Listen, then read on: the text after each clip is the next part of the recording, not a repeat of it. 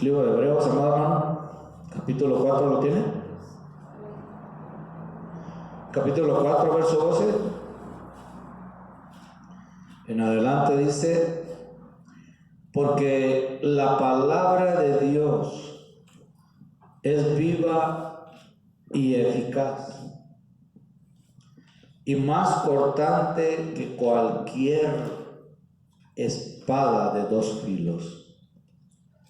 Penetra hasta la división del alma y del espíritu, de las coyunturas y los tuétanos, y es poderosa para discernir los pensamientos y las intenciones del corazón.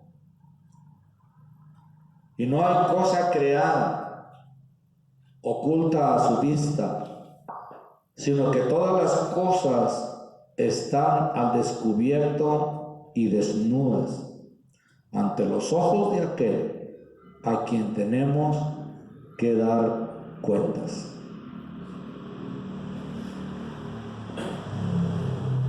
Verso 14.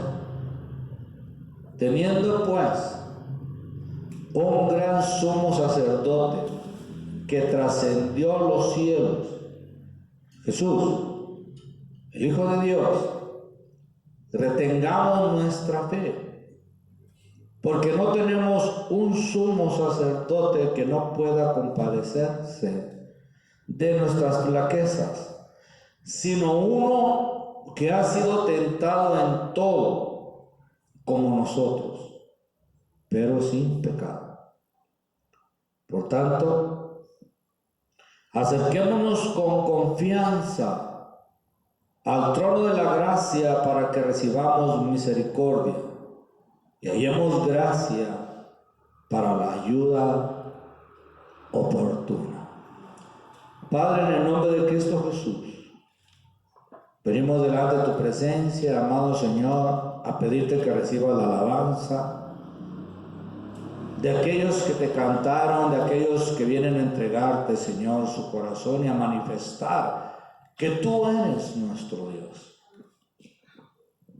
En el nombre de Cristo Jesús, amado Padre, ahora te pido, mi Dios, que honras tu palabra con tu Santo Espíritu, Señor, que venga con unción, con tu palabra poderosa, discerniendo los pensamientos del corazón y transformando nuestras mentes, llevándonos a la altura del varón perfecto, Señor.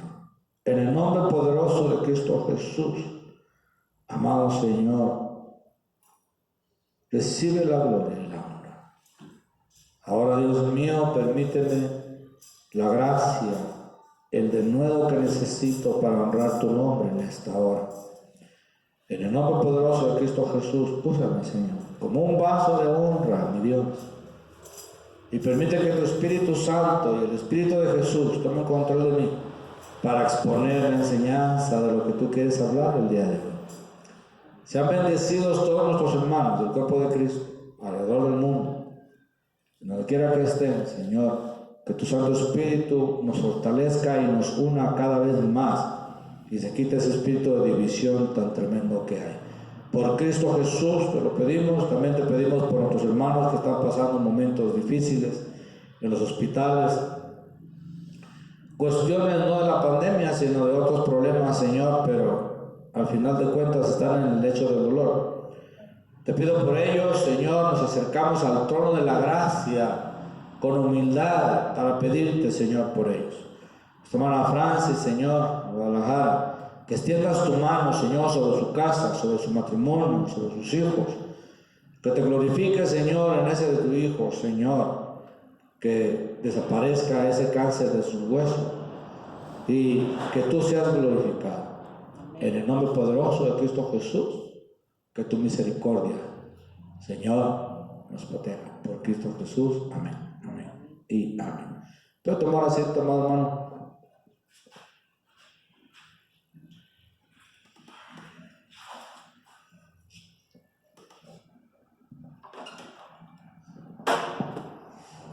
qué importante es el ahora que nos acercamos al Señor, es que tengamos conciencia de su palabra. Su palabra está diciendo aquí en el verso 12, dice que la palabra de Dios es viva y eficaz y más cortante que cualquier espada de dos filos. Y dice que es poderosa y penetra hasta la división del alma y del espíritu, de las coyunturas y los tuétanos, y es poderosa para discernir los pensamientos y las intenciones del corazón.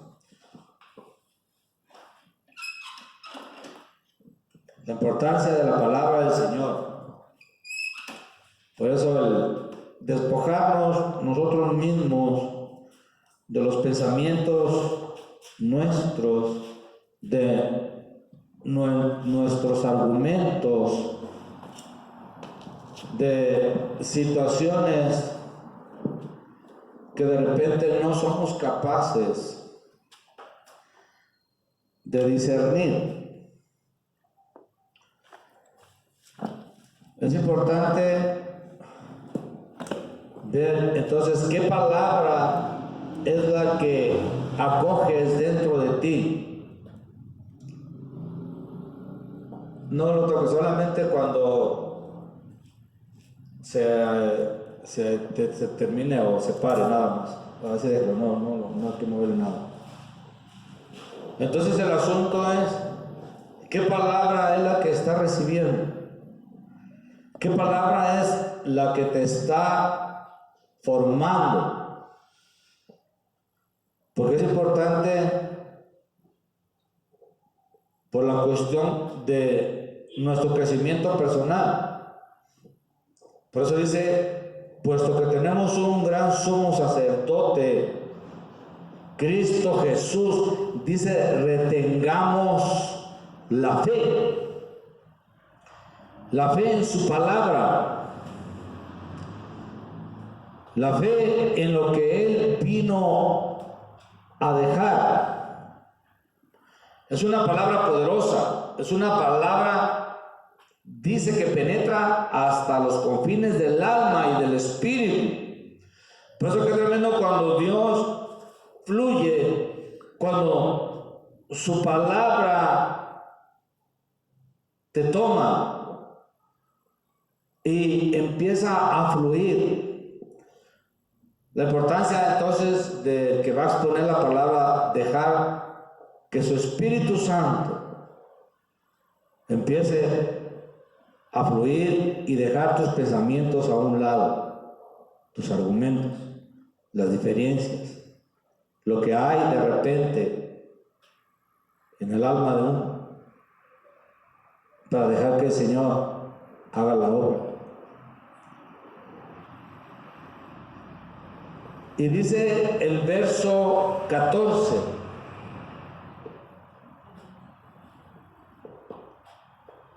dice el verso, 16, por tanto acerquémonos con confianza al trono de la gracia para que recibamos misericordia y hallemos gracia para la ayuda oportuna. Antiguamente el sumo sacerdote se consagraba todo el año y entraba solamente una vez. Una vez al año entraba a la presencia de Dios en representación de todo el pueblo. Y era el sumo sacerdote. Pero en Jesús no es solamente el sumo sacerdote, es el gran sumo sacerdote. Solo a Jesús se le da ese título por la superioridad del sacerdocio. Por eso la importancia de ubicarnos en la gracia, porque anteriormente era un pueblo escogido, solamente era el que se podía acercar, y de todo ese pueblo de los sacerdotes solamente uno De todos los sacerdotes se escogía uno, y el sumo sacerdote es el que entraba a la presencia de Dios. Por eso le amarraban un lazo para que cuando entraba a la presencia de Dios, si no daba el ancho de la consagración que tenía y moría ahí en la presencia del Señor, no podían entrar a sacarlo. Tenían que jalarlo con ese lazo. Tenían que jalarlo y sacarlo. Por eso qué cosa tan tremenda. Eran muchos ritos, muchas abluciones, muchas consagraciones, cultos en la mañana, cultos en la tarde, fiestas, una serie de preparativos para honrar al Señor. Y era una ley tan tajante, tan dura, que pues ningún ser humano lo podía cumplir. Pero era una figura de cómo nosotros ahora tenemos que buscar a nuestro Dios. Y ahora con la gracia, de repente, mucha gente la agarra de desgracia, porque empieza el libertinaje, empieza la situación ahora de hacer lo que a mí se me ocurre, lo que yo pienso, lo que yo creo, cuando esa gracia, esa compasión vino por razón del sacrificio del Señor, del sacerdocio, del cambio de sacerdocio, puesto que ningún hombre lo podía cumplir. Ningún hombre lo podía cumplir. Y por eso era necesario que cuando moría un sacerdote se levantara otro en su lugar para que continuara. Y con Jesús, aunque tuvo una humanidad como la nuestra, dice la Escritura que participó de un cuerpo similar. Y similar es que se parece. Similar es igual, pero no de la misma naturaleza. Una cosa es similar y otra cosa es igual. Por eso usted ve en las farmacias que el doctor Simi dice que es lo mismo pero más barato. Es similar, ¿sí? Tiene las mismas características, tiene la misma fórmula supuestamente ahí en la medicina, pero no es una marca reconocida, no es una patente que está debidamente registrada y tiene ese prestigio para tener esa calidad. Entonces, con Jesús, cuando está hablando que participó de un cuerpo similar al nuestro, es que está diciendo que no es igual, es similar, porque aunque era carne y sangre, no está hablando de una naturaleza pecaminosa, porque él no fue engendrado de una manera sexual, un acto sexual en la mujer. Fue una unción del Espíritu Santo que cubrió a María y depositó esa semilla en su vientre.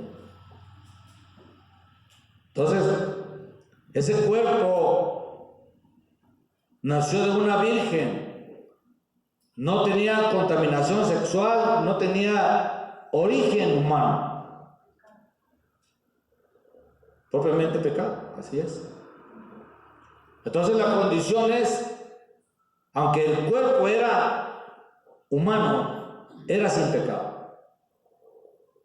Sin pecado. Por eso, cuando él fue tentado, porque dice que fue tentado en todo. Todas las cosas que usted sufre, todas las cosas que usted le batalla, Jesús fue probado. Fue probado en lo sexual. Fue probado en el miedo. Fue probado en la angustia. Fue probado en toda la naturaleza humana. Pero sin pecado. Por eso Jesús sabe tus debilidades sexuales. Qué cosa tan tremenda. Porque Él conoce todas las áreas del cual esta carne participa y sufre. Frío, calor, angustia, tristeza, depresión, abandono, soledad, traición, todo. Pues lo que tremendo es. Y el Verbo se hizo carne. Es una manifestación divina, es una manifestación de Dios que tomó un cuerpo para venir y enseñarnos el camino, un camino excelente, un camino mejor, superior que el sacerdocio levítico. Por eso dice el libro de Hebreos que es conforme al sacerdocio de Melquisedec. Déjenme leerlo textual.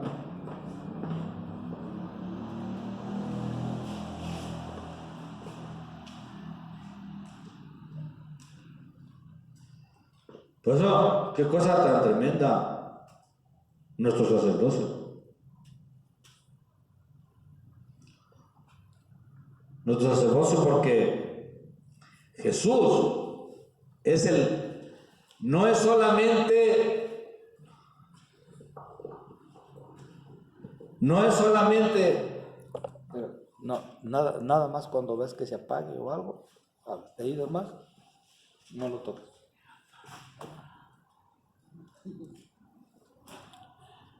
Haga una señal. Para no pasar causas. Entonces la situación es que tengamos atención en nuestro sacerdocio. He venido marcando muy propiamente esta situación porque la situación es que nos ubiquemos en nuestro sacerdocio. Porque a los creyentes que eran hebreos se les enfatiza muy claramente para que no regresen a las prácticas judaicas. Y yo de repente veo gente que quiere practicar el sábado, cuando el sábado o el día de reposo es una condición espiritual, no es una cuestión de práctica. No podemos volver al Antiguo Testamento. El Antiguo Testamento, el sacerdocio levítico, tenían esa práctica religiosa, pero hubo un cambio de ley. Por eso lo estoy diciendo en el capítulo 7. Miren, vamos al capítulo 7.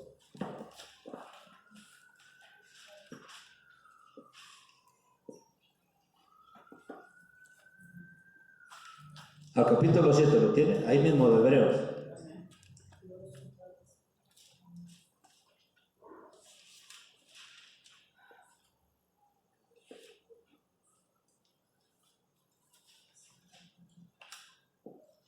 Capítulo 7. ¿Lo tiene? Lo vamos a leer desde el verso 1. Bueno, mejor lo leo en su casa, para no enredarlo más de lo que ya está enredado. Gracias, Saúl, por tu disposición. Mira. Dios premia tu disposición. Verso 12, capítulo 7, verso 12. Dice, porque cuando se cambia el sacerdocio, necesariamente ocurre también un cambio de ley. Pues aquel de quien se dice estas cosas pertenece a otra tribu de la cual nadie ha servido en el altar. Porque es evidente que nuestro Señor descendió de Judá, una tribu de la cual Moisés no dijo nada tocante a sacerdotes. Y esto aún es más evidente si a semejanza de Melquisedec se levanta otro sacerdote. Porque ha llegado a hacerlo no sobre la base de una ley de requisitos físicos, sino según el poder de una vida indestructible. Pues de él será testimonio, tú eres sacerdote para siempre, según el orden de Melquisedec. Sí, tranquilo, tranquilo. Pues de él será testimonio, tú eres sacerdote para siempre, según el orden de Melquisedec. Porque ciertamente, oiga, queda anulado el mandamiento anterior por ser débil e inútil. Me acuerdo la Paquita del barrio. ¿Estás oyendo? ¡Qué tremendo! Hermano, no lo estoy diciendo yo, lo dice la Escritura. Así de que no se me escandalice. Dice, por ser débil e inútil, pues la ley nada hizo perfecto. Y se introduce una mejor esperanza, mediante la cual nos acercamos a Dios. Y por cuanto no fue sin juramento, pues en verdad ellos llegaron a ser sacerdotes sin juramento para él, pero él por un juramento del que dijo, el Señor ha jurado y no cambiará, tú eres sacerdote para siempre. Por eso Jesús ha venido a ser un fiador de un mejor pacto. ¿En cuál pacto estás? Mire, yo he sabido que han ido a iglesias y las han rafagueado y las han metido bala. Por eso, hermana, la reacción. Pero tranquila, hermano. Yo confío en el Señor. Yo le creo a Él. Porque estamos en este pacto. No se trata de ser arrogante. No se trata de ser imprudente. Se trata de fe en quien has creído.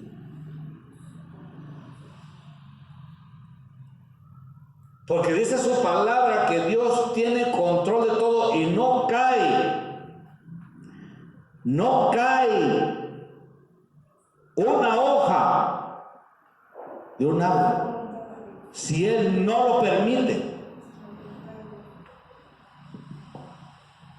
Entonces, para que lleguen a balacear aquí y a meter bala, tienen que pasar por arriba del Señor, y eso está por verse. Está por verse. Por eso es la cuestión: ¿en qué sacerdocio estamos parados? ¿En qué ley estamos parados? Porque su palabra es verdadera.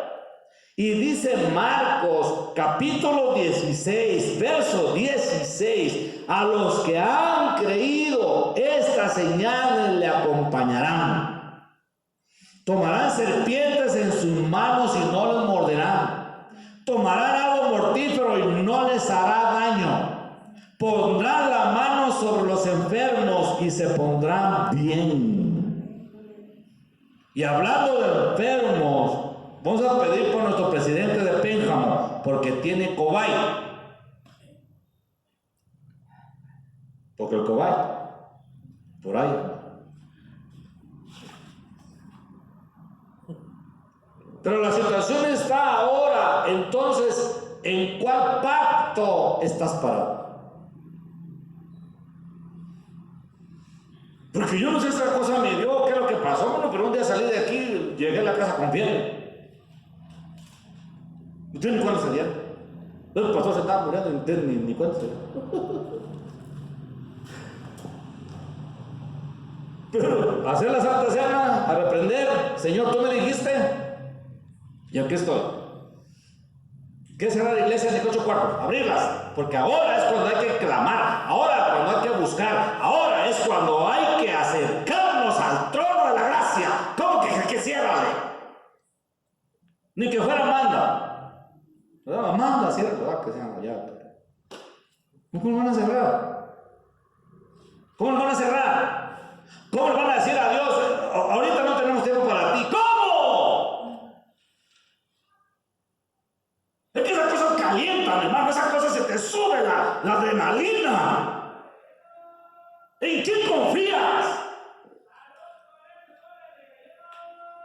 Miren, nosotros ni cristianos éramos. Así, no se me escandalice usted si está viendo el video. Pero nosotros venimos del espiritismo.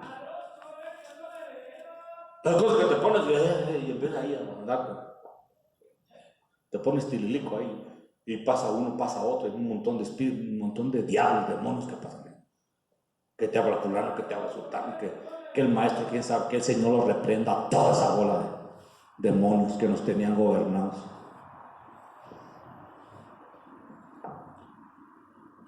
Y había otras mujeres espiritistas, brujas, a la vuelta de la casa. Y como supuestamente nosotros éramos brujos blancos, porque pues creíamos en Dios y hacíamos cosas buenas, pero no sabíamos que eso era del diablo.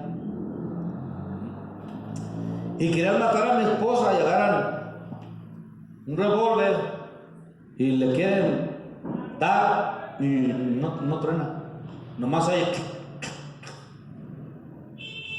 Y cuando volteaba para un lado, tronaba la cochina pistola esa. Y se la apuntaban y otra vez. Si esas cosas pasaban cuando uno le andaba sirviendo al diablo, ahora, ¿a qué vas a tener miedo? Si uno sirviéndole al diablo las cosas que pasaban. ¿Por qué? Porque Dios nos guardó. Ahora que estamos parados en el pacto de Jesucristo, ¿a qué vas a tener miedo? Pero se trata no de ser alarde, se trata de buscar su presencia, se trata de buscar estar en esa ley. ¿Usted sabe cómo está todo? Esos balazos que se llevan ahorita, ese pan de cada día aquí. Cada que vengo aquí, la carroza ahí a la entrada. Ahora ¿qué habrá pasado? ¿Ahora qué habrá pasado? Y eso no es de ahorita. Desde que estamos ya en la finca morada, dicho de paso, aquí está nuestro hermano que nos abrió camino ahí para estar en la finca morada, y él se acordará. Igualmente, todo el tiempo que íbamos ahí, la carroza y la carroza. Tiene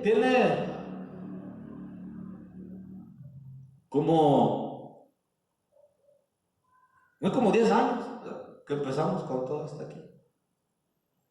Y esos 10 años, es raro el día que llevo y no va un muertito. Pero en esos 10 años, casi siempre. Digamos que en un mes, 1 o 2 veces, no hay nada de eso, pero por lo general, la carroza. Ahí nomás de la finca se ve ahí el desfile. Y a veces hasta de a 2, 3. Es un espíritu de muerte por todo su territorio. Entonces el pastor, que es peligroso, pues es peligroso, pero es más peligroso cuando uno está sin Dios. Pero repito, no se trata de ser alarde, tampoco vamos a andarlos provocando y andar haciendo cosas que no. Yo lo que le quiero es enfatizar a usted, y a veces me enaltezco porque es el sacerdocio de Jesucristo. ¿Dónde está la palabra que aquí dice